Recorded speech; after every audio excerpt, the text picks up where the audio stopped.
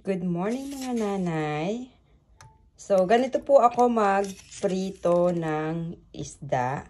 Hindi na po ako naglalagay ng oil. So, ipapakita ko lang ang pagprito ko. Ito nga po palang, ewan ko kung anong tawag dito, nakalimutan ko.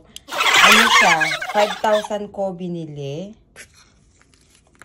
So, ipagluluto ko lang ang aking mga anak bago ko pumasok sa trabaho para meron na silang kakainin.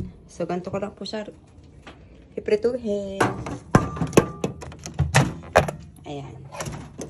Hindi na po ako gagamit ng stove. So, dito lang siya sa microwave. And then, set up nyo lang ng 3 minutes. Start. So, heto na po yung pang 6 minutes niya. Ayan, nakikita niyo po yan.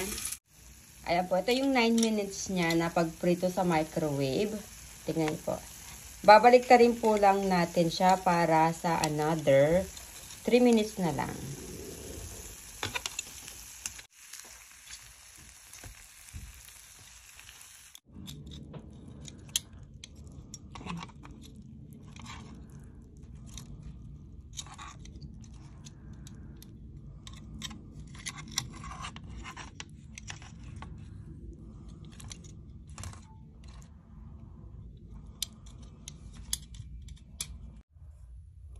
Ayan po. Tapos, another 3 minutes na lang po siya.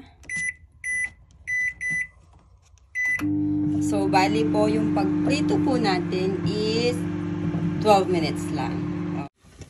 Tapos, ito na po yung kanya pang 12 minutes para makita nyo naman. So, luto na siya.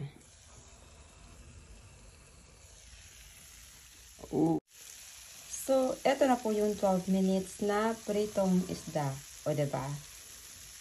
Napaka-healthy pa kasi wala nang kailangan gamitin oil.